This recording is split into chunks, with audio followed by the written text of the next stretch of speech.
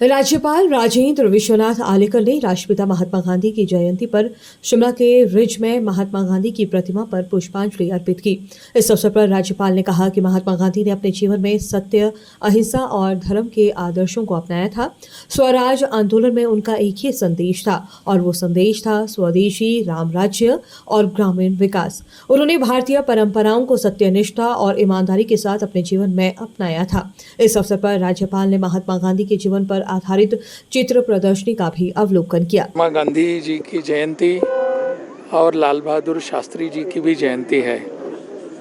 हमारे देश का सद्भाग्य रहा है कि दोनों महापुरुष जिन्होंने हमको आज़ादी दिलाने के लिए बहुत महत्वपूर्ण भूमिका निभाई और दूसरे ने आज़ादी के बाद भी हमको यहाँ एक विशिष्ट दिशा में चलने के लिए मार्गदर्शन किया।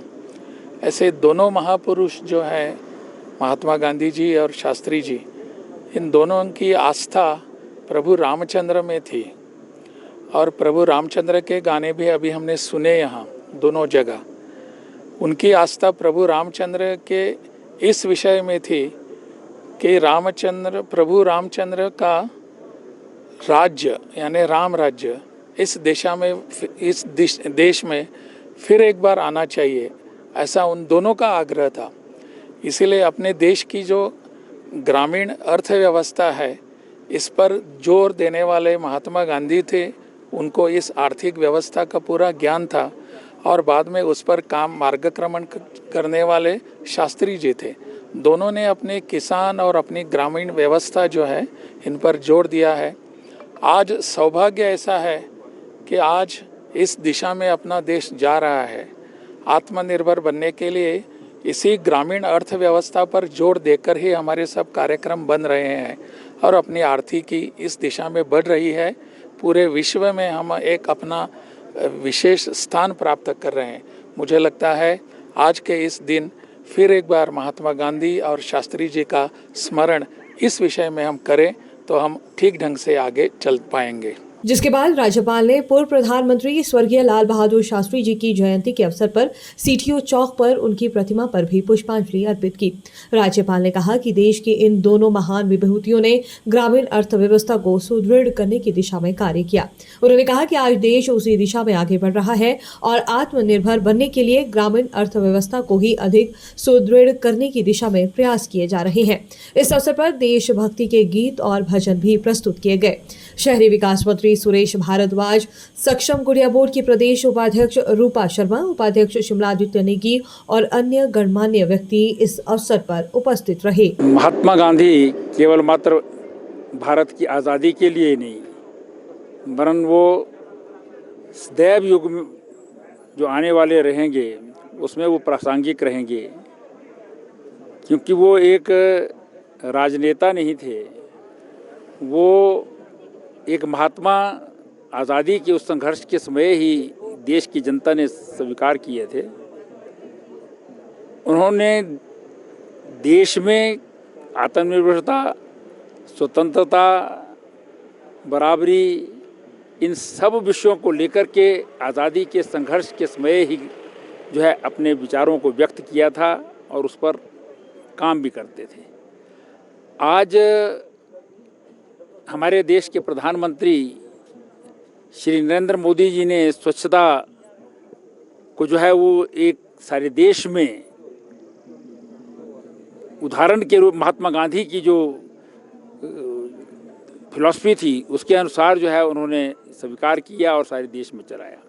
वास्तव में इसके प्रेरणा स्रोत जो है वो महात्मा गांधी रहे हैं।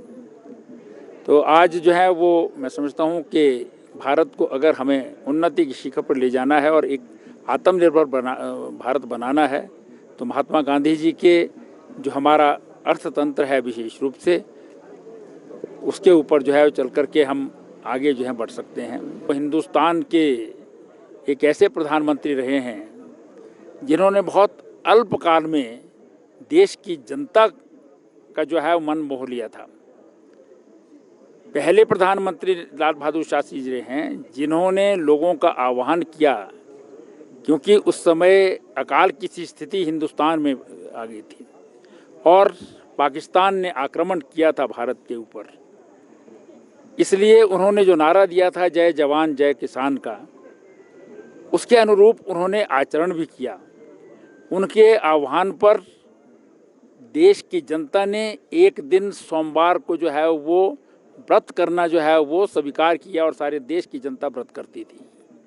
इसी प्रकार से देश आत्मनिर्भर बने अन्न की दृष्टि से हरित क्रांति उन्होंने प्रारंभ की और उसके लिए लुधियाना की हमारी जो एग्रीकल्चर यूनिवर्सिटी है उसका जो है बहुत बड़ा योगदान उसमें रहा है।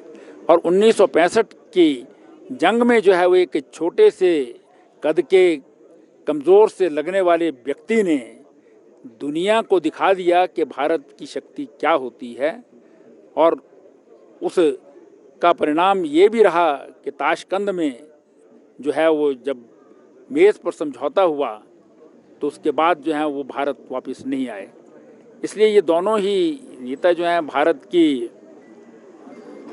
स्वतंत्रता संग्राम में भी और स्वतंत्रता के पश्चात भी जो है बहुत प्रासंगिक नेता के रूप में जो है वो सदैव जाने जाते रहेंगे।